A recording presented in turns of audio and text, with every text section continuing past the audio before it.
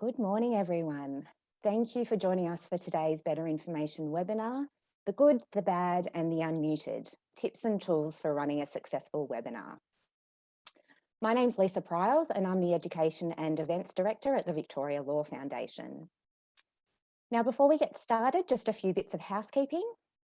Your cameras are off and your microphones are muted, so you won't be seen or heard during today's webinar.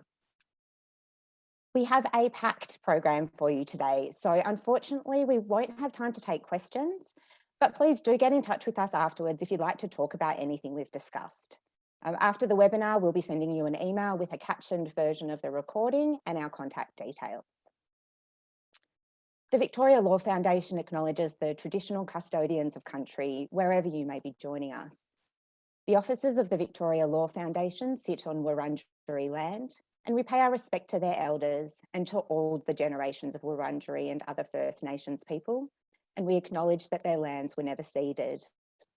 We recognise the impact of colonisation, its legacy of injustice, and the marginalisation of Aboriginal and Torres Strait Islander peoples. And we believe that acknowledging the past is an essential step in building a better, more equitable future. Victoria Law Foundation aims to break down the barriers to justice for all Victorians through our work. We are genuinely committed to making a contribution to a better justice system for all of us, especially those vulnerable and in most need.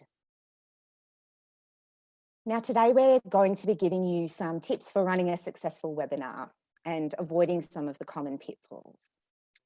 Over the last couple of years, we've had the benefit of working with a whole range of organisations who have delivered online events for Victorian Law Week, and we've seen what's worked well, and also what some of their pain points have been. We've also run many of our own online events, and we have learnt a lot along the way. So this was our Legal Laneway breakfast that was held back in February. In many instances, it was actually because things went wrong that we worked out more effective ways to do things. And today we're going to share our learnings with you so that you can benefit from them. So essentially, we've made the mistakes so that you don't have to.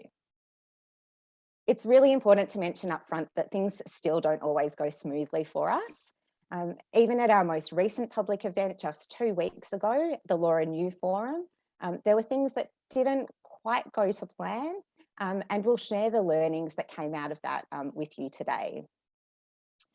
I also need to let you know that I have a terrible internet connection, and unfortunately, because of my setup, I can't put into practice a lot of the advice that we're going to give you about that later in the webinar. So it is conceivable that I might drop out at some stage, but if that does happen, you'll see what we do to recover and how we manage the issue.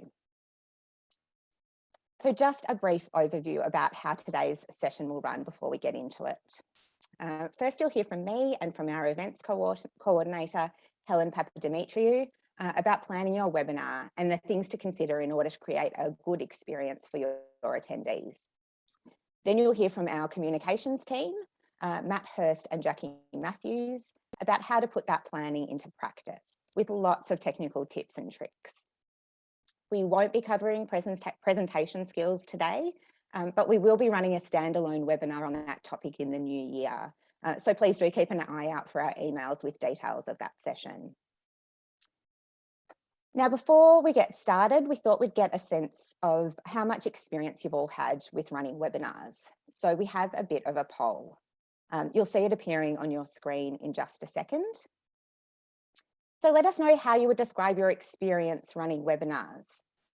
Have you never run one? Have you run a few, but you're not quite sure what you're doing? Have you run a few and you think it's pretty easy, there's not much to it? Or have you run heaps and you are an absolute pro? You think there's not really much that you don't know. So select the option that most closely aligns with your experience. We'll just wait a few seconds for you to all put in your answers. Okay, we will close the poll off now and we'll see what we've got. Okay. So most of you don't feel particularly confident running webinars. So we'll have lots of tips and suggestions for you to try and help change that. There'll be lots of things you can start putting into practice straight away. For those few of you who do have a lot of experience running webinars, that's fantastic. For you, some of the things we go over today might seem a little bit basic at first. But there is more than one way to approach things. So hopefully you'll learn about some new options and some new tricks as well. Now, before you can even think about how to design a successful webinar, there are two key elements that you need to be really clear about because they're going to inform really all aspects of your planning and delivery. And they are purpose and audience. And they're really intertwined. We really cannot overstate the importance of having a good understanding of these two elements. If you can nail those two, the rest of your planning is just going to fall into place. So when it comes to identifying your purpose, what you're really asking is, what do you want your webinar to achieve? Now, if you're running a webinar for community legal education purposes, it might be helpful to break that down further and to ask, what is the problem you're trying to address? And what outcome do you want to achieve for your attendees? So what do you want them to learn, and what, if anything, would you like them to do? And here the focus is really on your attendees and not on your organisation's own goals. It's also really important to have a clear idea of exactly who it is you want to attend your webinar and to define your target audience in as much detail as possible. So what you're really asking is, who needs to know the information you're sharing? Now, for some of you, this step will be really easy. You might be delivering a closed webinar to a specific group of people. So, for example, you might have been invited to present to all staff at a certain organisation or in a certain department. But identifying your target audience can be trickier if you're running a public webinar. While the information you're sharing might be relevant to a whole range of people, if you want to communicate it effectively, you need to do that in a way that's appropriate and useful for your primary or target audience or audiences. And you just can't connect effectively with everyone in the same way. The research also indicates that community legal education can be more effective when it's targeted and tailored to the audience's needs and capabilities. So once you're clear about your purpose and audience, what next? Now, I know this might seem a bit strange in a session about webinars, but it is really worthwhile considering whether you should be running a webinar at all, or whether there's a more effective way of achieving your goal. Many people think that webinars are a really easy way to attract a large audience and to increase the reach of their work, but they're not a magic pill. It's not always easy to get the people you want to show up. And if you do, to keep them engaged and communicate with them effectively. So some things to think about when working out whether a webinar is right for you. Does your audience have easy access to the internet? So for example, many people rely on public libraries to access the internet, and many of them are closed at the moment or have capacity limits in place. Think about your target audience's technical capability. Do you have a way of letting your target audience know about your webinar? And will they want to come? That's regardless of how valuable you think your webinar is. Here, you might also want to think about whether there are privacy considerations. So if you're covering a particularly sensitive topic, it might be that your target audience doesn't want anyone else to know that they're logging in to watch it. And it can be really tricky to keep that a secret if there are restrictions in place and more people are at home. And finally, are you wanting to share information or to build relationships with your audience?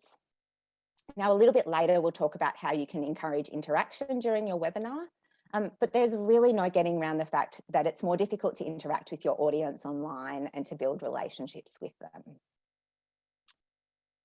If you have decided that a webinar is the way to go, then it's important to take your purpose and audience into consideration when planning.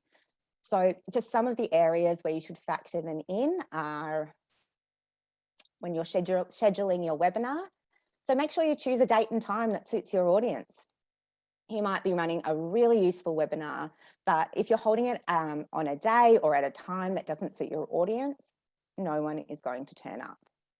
Now, that sounds really simple, but keep in mind that it's a bit of a movable feast at the moment because people are living their lives really differently, depending on the restrictions that are in place at any given time. So for example, if your target audience is working, the time of day that will work best for them might differ depending on whether they're working from home or whether they're in the workplace. And you might also need to factor in their commute. Another thing to keep in mind is that Zoom fatigue is real. People are far less likely to want to log back into the computer after dinner to watch a webinar these days. And that just wasn't the case last year. So also think about your purpose and audience when deciding on your webinar duration. Many people default to an hour because they think that's what's expected, but it's really important to consider what would work best for your specific audience and what you want the webinar to achieve. So recently we've seen a trend towards shorter sessions. We know of one organisation that's actually running a series of 15 to 20-minute lunchtime sessions for people in a particular profession, and they're each on discrete topics. And that's a really fantastic approach for their particular audience and what they want to achieve through those sessions. When you're formulating your webinar title and description, it's also really important to use language that's appropriate for your audience and that they commonly use so that the information you're communicating is really easy for them to understand. Also, think about why your audience will want to come to the webinar and make it sound enticing to them. It's a good idea to try and think of a bit of a hook that will pique your target audience's interest and make them want to attend. Now, your purpose and audience will also be relevant when working out the approach you need to take to market your event and engage your audience. Again, there's no point running a webinar if you can't get the people you want there. Earlier this year, we actually ran a better information webinar on this topic called Getting the Right People to Your CLE Activity.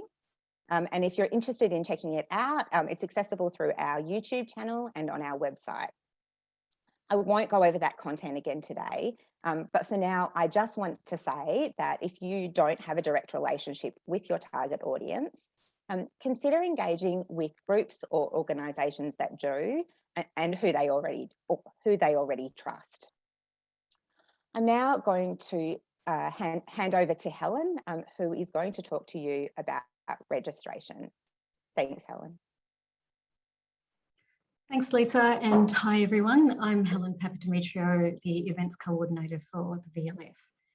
I'm just going to talk today, I'm going to share a little bit about some of the reasons we find using an online registration or booking platform so useful and I guess really time-saving. It's a great way of tracking who's coming to your event, I think fundamentally, so you always know how many people are coming and if you need to do any extra work to get more people there. And it's a great way of reducing the administrative processes around getting the information from your attendees. It allows you to capture the contact details of everyone who's interested in your subject matter. Not everyone who registers will attend, but these booking platforms allow you to capture their details and build your database so you can reach these people in the future. I kind of see it as a one-stop shop for both you and for your attendees. There are heaps of platforms out there and you may well have your own in-house platform or a platform that you already prefer to use. Here at the VLF, we used Eventbrite for many years and only recently switched over to Humanitix, mainly because we found it had extra functionality and the ability to customise things like the registration form. The added bonus has been that they've got a fantastically responsive help desk in Sydney. So I found that really, really useful. The screen grabs that you'll see in the slides coming up are all from Humanitix. So yeah, I'll just touch on some of the key reasons we find online registration platforms really beneficial. Key thing is that attendees are able to enter their own details. This is a great time saver for you, and also hopefully means that all the information they're putting in is accurate because it is their own. From that flows an automatically collated attendee list that you can export into Excel at any point in the process. You also have built-in communications options. I won't say more about these as Jackie will talk about them further when it's her turn to talk later in the presentation. If you run paid events, the platforms are able to process all your payments and then do one lump sum transfer into your bank account at the end. Really simple. The systems also are able to monitor registrations for you. So you're able to set a cap on how many people can come to your event, can book for your event, and the system will automatically stop taking registrations when that cap is reached. You can always go in and change that. It's very flexible. So you can, if you find you have people who cancel out, you can allow more people to register. You can also limit the amount of tickets that individuals can buy or organisations can buy. This might be useful if you're running a particular kind of event where you have to limit the capacity. There's also a landing page behind the scenes dashboard that captures how your sales are tracking. It's a graph, and really that's useful as it shows the impact of your communication. So as registrations ebb and flow, they usually do so according to what messaging you're sending out. And from these, you can clearly see which messages are working and which messages may not be working. The other really key thing that we use a lot in these online booking platforms is the customised registration forms.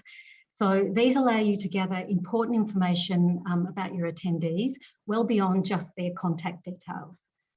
So the example that I'm using here is one for our how we set up the registration form for our online Law Talk events, which we run for secondary school students, and where we sometimes have people, teachers, registering on behalf of a class of students. So for reporting and evaluation purposes, we wanted in this instance to capture specific info on who was attending and the group sizes. So you can see there that we used the checkout questions functionality to ask registrants if they were registering as an individual or a teacher on behalf of a class. And if they were registering on behalf of a class, we asked how many students were in that class and what the year level was. This was also an opportunity for us to ask if attendees had any questions for the presenters so that we could tailor the presentation to the needs of the audience. So once you get kind of towards the end of customising your registration form and thinking about going live with registrations, you can turn on the privacy option. So if you were wanting to keep your link private and only seen by those people that you send the link to, this is the option that you would use. And it just means random people can't find it if they're Googling or in Eventbrite or Humanitix. So going live with your registrations, there's a couple of things to consider. You don't need to start, you can start taking registrations well before you've finalised all the technical details or the speaker or topic details of your event. With this system, you can set it to go live, you can be accepting registrations the whole time, and then you can also send the link to them much closer to the time. Another thing, which is kind of new to this particular time where we're all on webinars, is there's no need to close off registrations too early, because it's increasingly common for people to book into a webinar at the very last minute or even after it's started.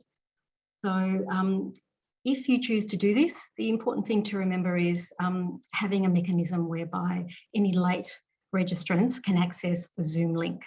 Again, I won't say much more about this as Jackie will cover it later in the presentation. In the past, at the VLF, we used to close off registrations at the beginning of the webinar. However, through a happy accident during the Law and You forum last month, we found that we accidentally left registrations on, and we had quite a few people registering for the webinar after it had started and logging on a little bit later. So if you might want to think about this and consider it for your event, if it's appropriate. It's something to bear in mind. So that's all from me. I'm now going to hand over to Matt, who is going to talk about the technical side of developing your webinar. Thank you, Helen, and good morning, everyone. I'm Matt Hurst. I'm the Communications Manager at VLF. We have a lot to cover around the things to consider when developing your webinar, but it's important to begin this section with our main point, and that's always consider your audience. The more you understand who you're presenting to, their expectations and experiences, the better. Now, our focus is on their actual experience of the event. And my next series of slides will discuss how to translate that experience into the technical setup of a webinar. So in short, the majority of what we're looking to cover from here is about understanding what you can control and what you want your audience to control. And secondly, it's about how can you put steps in place to minimize any possible risks to the smooth running of the event. So control and risk is what we're really looking at here. So I'm going to begin again by discussing webinar platforms, but only briefly, as there are many factors relevant to your own circumstances that can influence the decision on which platform to use. So the platforms we've seen used the most are Zoom, Microsoft Teams, and WebEx. There are plenty more out there, and your organization may use something else, but I might touch upon these three. So Zoom is often used when presenting for general public audiences, as it's the most recognized and widely used out in the public. We've seen more people using Microsoft Teams of late, and it's really improved over the last year with its features, particularly things like live caption. However, we have seen issues with event access. So sometimes people have had problems logging into Teams events. So it could be linked to the security, as Teams is usually used as an internal communications tool. And the general public is probably less likely to have used Microsoft Teams in their general day-to-day use of communication. Generally, we would not recommend using WebEx, but understand that some organizations will be required to use it. So that's basically a decision that's made external to us. So yes, the main things for you to consider when looking at platforms are access. So what is the audience experience for actually joining your event? What information will they need to provide in a platform? Are there security limitations? And most importantly, what do your audience use? So that's why many people choose Zoom, because it's more common than Teams or WebEx, and people won't have to download a piece of software or log into something new at the very last minute when they go to join the webinar. Capacity limits is something else to look into. So how many people can join the event? Will everyone be able to get in? And it's important to know your limit when taking registrations. Also, it's important to understand what happens if someone tries to enter a full event when you've reached your attendee limit. One workaround that we use is live streaming our webinars on YouTube to act as an overflow. So if someone attempts to enter a full event, they can still watch it. But think of it like watching a sports game, some football from outside the stadium. They won't be able to interact with the presentation, but at least they can view it live. Now, costs is another implication. Now, do you need a paid account to get the features you need? And many will have the webinar function as a paid function. This may be a tricky decision for small organizations with small budgets, but really what we have to look at is what are the features that you need to actually deliver a quality presentation that meets your audience? When you do select a platform, please spend some time testing, exploring, and getting to know its features and its limitations. In today's presentation, we'll be using examples from Zoom because that's what we use. But for the most part, these will apply across platforms. Most of them do the same kind of things, but just in their own way. I did also want to briefly mention the technical distinction between a meeting and a webinar within these software platforms, as it has really important implications for the event experience. And in many ways, it's self-explanatory. The online meeting format is designed to meet the needs of an in-person meeting, where everyone can contribute to a discussion.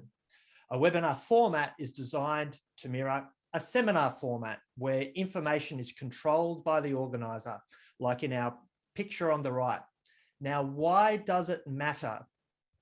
Well, what you select here affects how you present and the experience for attendees. And there's a big beware, I'll say here, because a meeting is often the default and free setting for most platforms, but is generally not the best for when you're delivering a webinar. We have seen events set up as meetings that should have been created as webinars. Now, the implications of that is you have less control over a meeting, particularly around how people view the event and how the audience interacts with you. In meetings, attendees' names are visible and their video can be turned on, which is a real risk for people attending events on sensitive subject matter, like family violence, divorce, or much more, really. And if it's not the experience that the audience expects when they join, you'll see people leave the event. So it's a very important distinction to look at right at the start. So now we've decided on setting up a webinar in a platform. We'll look at the format of our event and the experience we want to offer our attendees. It's useful to consider the real life alternative events and how they would work. You know, is it a panel discussion or conversation format? So consider a simple gallery view setup, like on the left there. And then you really need to consider when you want each of your speakers to appear. Is it an information sharing session with a single speaker? Maybe a simple screen share, much like what we're doing today, may work for you. There are so many ways to run an event, but again, consider the purpose of your event and the most effective means for communicating. I'd like to make one point about panel discussions. If you're considering running a panel discussion, we'd strongly suggest that each speaker call in from their own computer, from their own room, like on the left here. It is much more difficult to execute a live panel event like on the right here through a webinar. Normally the sound suffers. You need a good AV team, good microphones and sound mixing to make it work well. You can also lose the connection with the audience if the panel focuses on engaging with the other. You can see here the panel is looking at each other, and on the left, everyone's looking directly at the audience.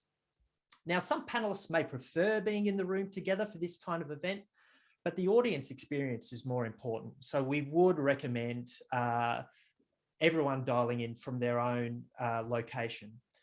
I mean, in short, play to the strengths of the online event platform. It's better for you and for your audience.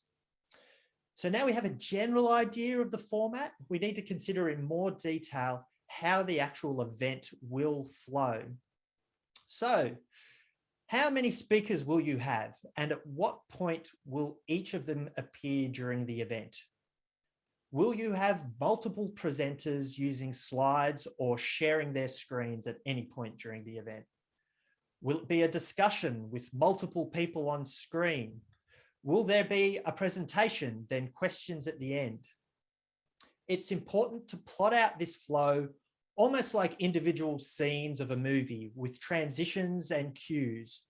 What will we display at each part of the presentation? Who needs to turn their screen on and off at each point? Now, this is where a run sheet comes in handy, which we'll speak about later. But my main tip is to consider minimizing the number of transitions, particularly for multiple speakers sharing screens. Now, fewer transitions means fewer opportunities for mistakes.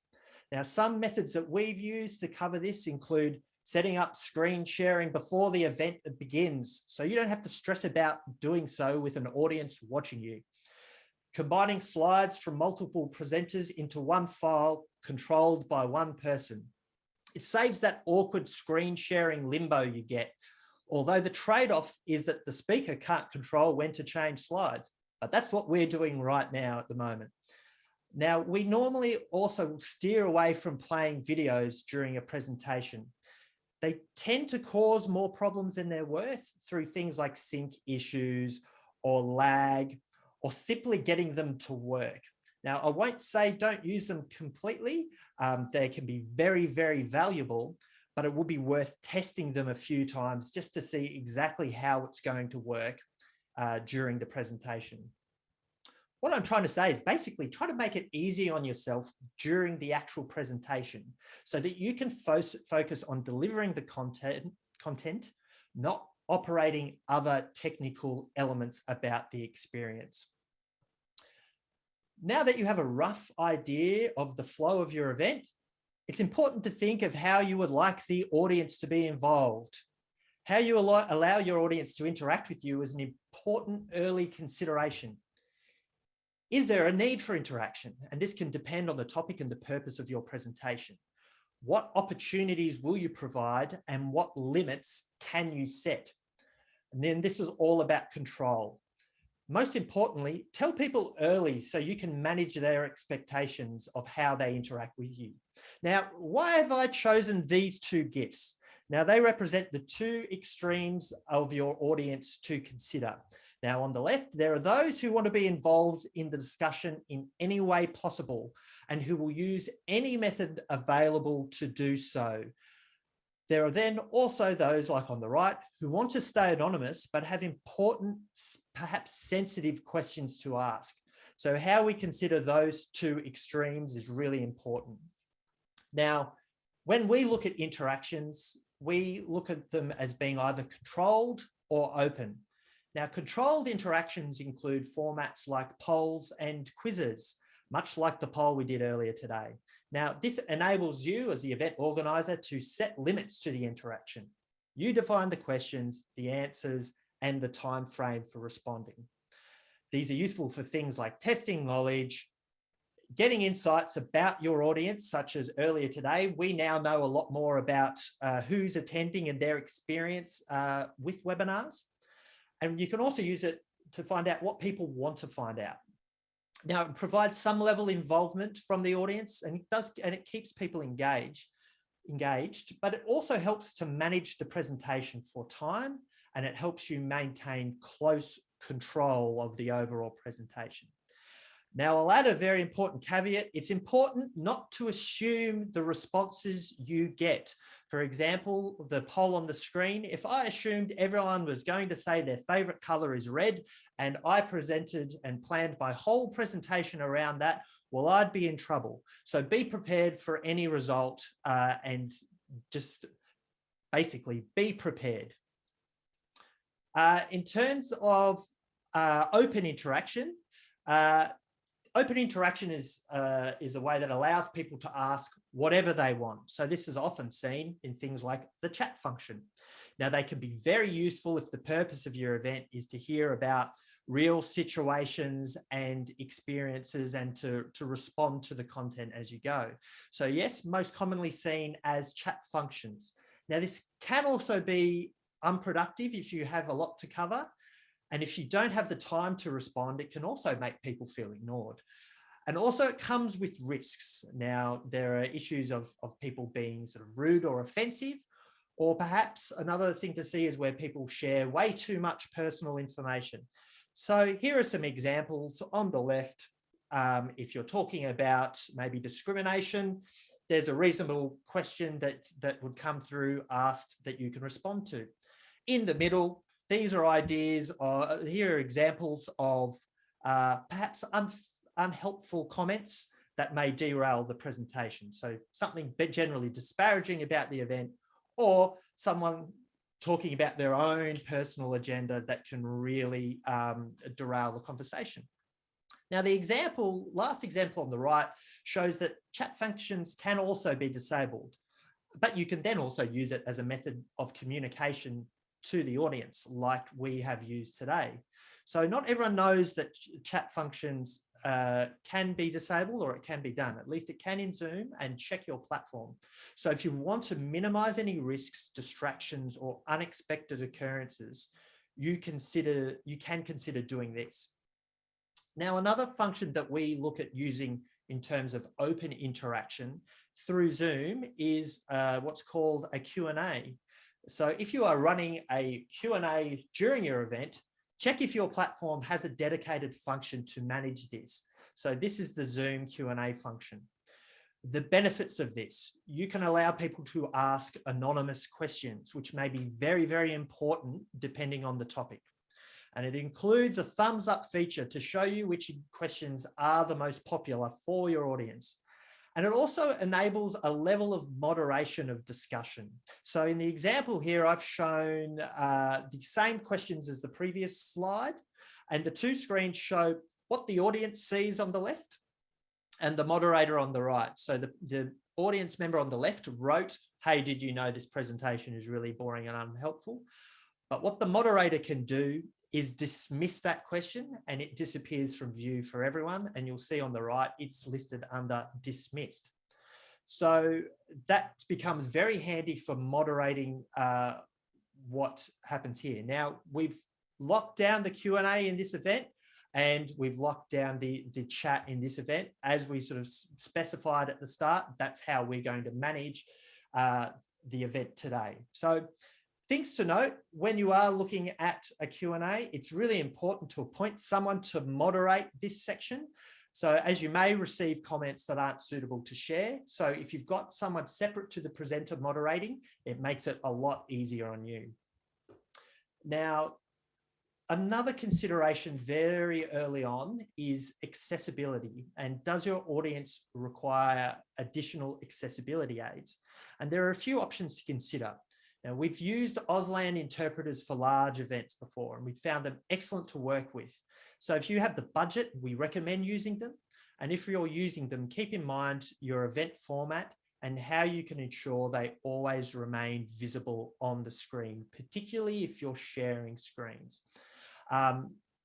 Alternatively, if Auslan interpreters are outside of your budget, you can look at providing live captioning. Now, step one is to see whether you have that service available in your platform. I know Microsoft Teams does it, and Zoom are introducing it as a default option soon.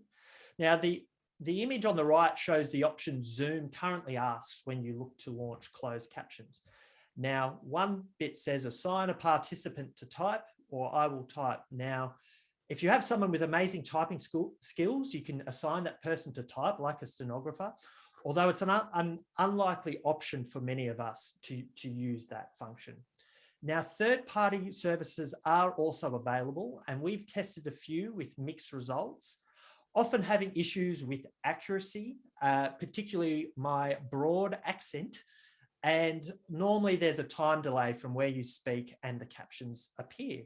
Now, we've noticed a few tricks that you can get around, like PowerPoint itself offers live captioning of presentations. Now, this has been useful in some occasions, but I'll just like to make one major point around using automatic live captioning. Automatic live capturing can be really inaccurate, which, depending on your subject matter, could completely change the meaning and have adverse effects for your audience. That's why sometimes it can be more effective to run an event without live captions and then provide a clean, properly captioned version afterwards, such as what we're doing today.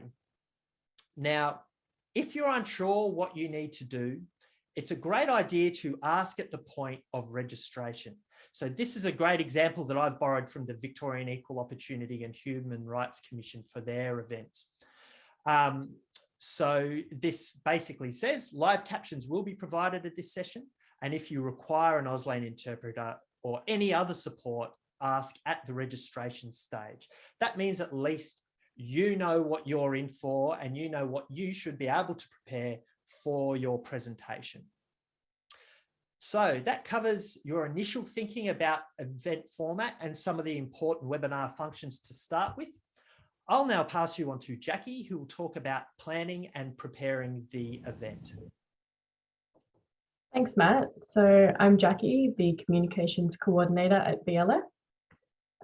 So planning your event. Early on, you'll want to allocate staff roles for what people are going to manage on the day. And it'll be very difficult for just one person to manage all of the tasks on the day. So we actually recommend having at least 2 staff members available if possible, who will both be in as panelists or co-hosts in your platform. So divide up the roles so that one person focuses on the tech side of things, and then the other person focuses on the presentation content itself. So the tech host focuses on managing the tech setup side of your platform. So you'll manage if speakers or attendees are having issues with their cameras, microphones, or internet connection, and messaging them if things go awry. You'll also manage whether functions like chat, recording, live streaming are on and off. And you can also mute and unmute the panelists from your end. So for example, a panelist may forget to mute themselves when they finish speaking, and there could be like construction in the background or dogs barking, so you'd be able to jump in and mute them. And while it is tempting to want to listen to what your panelists are presenting on and follow the content, the tech host really does need to have their focus on these other things to keep the webinar running smoothly and to deal with issues that arise. So you probably won't be able to pay too much attention to the content. Conversely, the presentation host does pay close attention to what the panelists are saying and presenting on, and they launch the content accordingly. So as mentioned previously by Matt, if all of your speakers have different PowerPoint presentations, you may wish to consolidate them and have them controlled by just one person, which keeps it a bit neater. So the presentation host would be the person who manages those slides, and they would listen closely to what the panelists are saying in case they say, "Next slide, please," for example. The presentation host would also manage other share screen content or functionality that the speakers verbally prompt, like polls. So that's why they need to be paying attention to the presentation itself and not the technical issues that are happening on the side. So if you only have one staff member to spare, the more crucial role I would say is the tech host. So you may need to adjust your presentation accordingly to make sure that it's manageable if you only have that one person. For example, maybe you won't be able to consolidate the slides, maybe keeping polls to a minimum, just so that it's manageable if you're shorthanded. If you do have a third person, a third role which can be really, really helpful is having a staff member or a friend in a different location join the session as an attendee. So attendees have a very different view of the screen compared to hosts and panelists, and they'll be able to see what your attendees see. So they can alert you to any issues, if anything looks funny, and reassure you that the webinar has launched and is going smoothly. So next, what you'll need to do is test and rehearse your event with your staff and presenters. So first, you'll distribute a run sheet, which captures the order of events, the timings, and allocated tasks. And it'll also have the contact details for all participants so that they can contact each other should they experience any issues during the live event. Then you'll schedule a rehearsal with all participants in a full week before the event to give you plenty of time to address issues that arise. So don't run your rehearsal like the morning of or the day before. Presenters don't really need to run through their presentations in detail in the rehearsal. It's more intended for them to meet each other, discuss technical questions, and review the order of events. Again, it's a really good idea to test the rehearsal with someone outside the office joining as an attendee. So sometimes tech runs smoothly internally, but it can run into issues when viewed from other locations, like for your attendees. So for example, they could run into a security block when trying to join the webinar. As Matt mentioned, Teams often has this issue. There may be some additional login or permission requirements on the platform or with your internal IT as well, which haven't been considered. So someone joining in the practice session can let you know about those things. They can also help you understand what they're seeing and if there are any idiosyncrasies of your platform. So for example, something that we learned is that when you launch your webinar on Zoom, there is about a 20-second delay before people actually enter the session. So that's something you wouldn't be aware of as a host or panelist, but the practice attendee can alert you to it. So what we do now is after we hit launch webinar, we wait a good 30 seconds or so before getting into the content so people don't miss the start. I'll also just briefly touch on your speaker setup. So in the rehearsal, once everyone's happy with the run sheet, it's a really good idea to check their setup to make sure that it's clear, attractive, technically sound. I'm sure we're all familiar with the famous "I am not a cat" incident on the right there. And the rehearsal is a really good time to get ahead of potential issues like that. So talk your speakers through how to use the tech if they're unfamiliar with it. In particular, making sure they know how to mute and unmute themselves is really, really helpful. And it's also a good time to check sort of how their setup looks. So things like lighting, camera position, their internet connection. And you'll see on the left a screenshot from our run sheet where we provide the panelists with some dot point tips on how to set up. Something like that can be really helpful for them. So the next thing you'll need to consider is very important. It's making sure your registrants can actually find their way to your webinar and join it. So online events can actually often be more complex in this way than in-person events. Navigating sign-ins, joining links, and technology is not always as straightforward for a lot of people or for your particular audience as simply turning up at a venue and finding a chair, people who maybe are a bit less tech savvy. So in the lead up to the webinar, it's really important to send email reminders and clear instructions to those registered on how they can access it. As mentioned by Helen, a lot of platforms like Eventbrite and Humanitix have inbuilt communications methods available. So on screen is an example of the Humanitix sort of automated emails. You can use them. We do recommend maybe not using them if you can avoid it. And that's because they're typically designed for in-person events. So they usually include a lot of unnecessary, confusing information that you don't really need for your webinar. They may take people to external pages, require them to log into other platforms, when all you really want is to send your registrants a single link and have it be really clear and easy to find so that they can click it. So instead of relying on Humanitix or Eventbrite, we use an external email marketing platform. We use MailChimp, which is a free platform up to a certain number of email contacts. So it might be a good one for you guys. So MailChimp is totally customizable. So you can put your link to join in big red buttons or big red hyperlinks so that they're really easy for people to find. Email platforms like MailChimp also give you really nice detailed feedback on open rates, click rates, and bounce backs, which things like Eventbrite won't do. In terms of timing for circulating the link, we usually do 1 day out from the event and then 1 hour out. And the reason we don't send it immediately upon registration or too early before the event is we found that sometimes, so like one person will register for your event and receive the Zoom link immediately.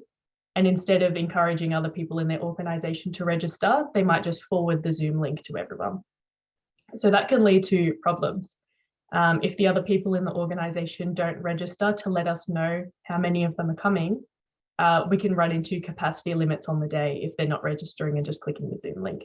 So that can mean that some people aren't able to join. So it's really important to hold off on sending that link until maybe the day before to encourage everyone to register first. So we do 1 day before, 1 hour before. And also, as Helen mentioned previously, because we keep registrations open right up to and even during the event, on the day of the event, we add the Zoom link to the event registration confirmation email in Humanitix, just so no super late registrants miss out. So now I'll pass back to Matt, who will talk about what happens on the day of your event. Thank you very much, Jackie. So it's presentation day. And as a little tradition in-house, we always share this gift with each other just as we're about to launch, as it is still nerve-wracking to run an event. But let's press on. The very first tip I will have is don't launch until you're ready. Every platform should have an option for getting your presenters together before the event is launched to the public. In Zoom, it is referred to as a practice session. Always enable a practice session. When you as the host or panelist first join the webinar, you should see a message saying that you're in a practice session. What happens if you don't use this function? Well, it'd be like arriving to set up your event right at the start time and at the same time as your attendees, and it can be a very awkward experience. So we've witnessed events where people have either launched early or did not use a practice session or similar. So you see informal chatting between panelists, frantic phone calls with IT support, complete run-throughs of presentation slides, and much more. So these are all best done behind the scenes. And so to minimize risk for yourself and improve the experience for your audience, set up practice sessions. Now, what you also want to do is make sure your speakers and presenters all arrive early. We ask them to arrive at least 15 minutes to half an hour beforehand so we can sort out last minute issues, make sure their tech works and that everyone is feeling comfortable. It's a good time to run through the plan for the day. Now, if you're sharing slides, check that they're working. Also, if you're sharing your screen, close any unnecessary programs or notifications. We're looking to minimize risks here. So test any video and audio that you are hoping to play and see that your other presenters are able to see it clearly. And if you're recording your event, which we highly recommend you do, make sure that recording is set up and that it's working. So here is an example that you may have seen before the launch of today's event. So when you see this, we're behind the curtains getting everything ready to go. Now, the start of the event is very important. So we think about it in terms of a live event. So step one, people have received your very helpful reminder emails and they've clicked the link to access the event. So they're basically queuing up at the door, ready to go. And next, you hit the start webinar button, which is like you're opening the doors and letting everyone into your event. Now, step three, as Jackie mentioned, wait a little bit. You need some time for the platform to let people in, much like you would wait for everyone to take their seats at a live event. Now, we realized this after running a couple of events where people entered halfway through an opening sentence, even though they'd clicked the link well in advance. Now, one practice we've adopted is providing that opening screen at the start of events as a holding slide. Now, we saw this used by another organisation and witnessed how effective it was in managing the start of the event. It helps set the expectations for the day and allows our attendees to enter and settle into the platform before we kick off.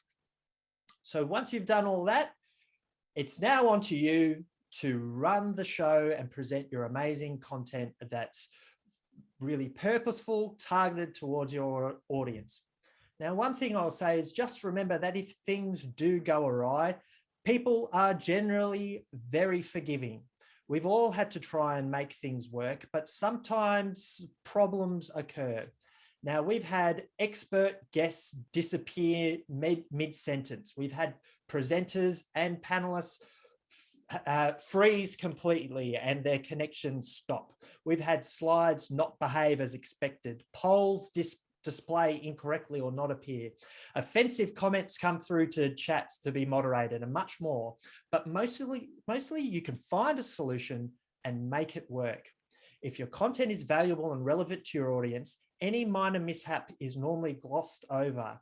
And if you've gone through and set as much control as you can in your presentation and the settings, then you'll be in a really good place to counter any of these issues. And it's always good to have a backup plan. Now, after you present, what we would say is your job isn't finished there. One of the great benefits of running a webinar is that its value extends beyond the time frame of the event itself. We highly recommend recording and sharing your presentation wherever possible. Now, there are obvious business and privacy and other reasons why you may choose not to do so, but it is a really simple and effective way to extend the reach. And a very important reason for that as well is many people that register for your event may not attend. The drop-off for events is normal, particularly for free events. So always email the recording to your full registration list following the event, not just those that attended, and aim to send it as soon as you can after the event while interest is still high. So on the left here, you'll see an example of part of an email that we sent following our recent Laura and You forum that directed our entire registration list to the recording of the event. Now, we'll typically upload our events to YouTube following a quick edit of the start and end of the event if it's needed, and uploading a caption file. Now, we use software called Otter, which is transcription software, which provides a decent transcript which you can edit and then export in a manner that works for YouTube. Now, once you've sent it to your registrants, this is the opportunity to share wider.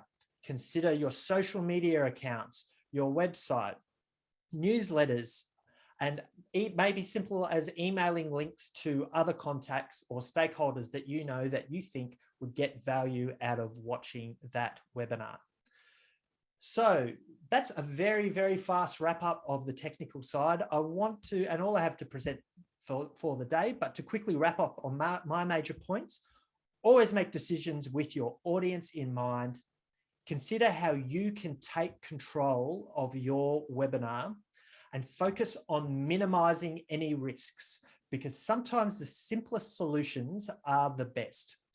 I will now pass back to Lisa to wrap up today's webinar. Thank you very much. Thanks so much for that, Matt.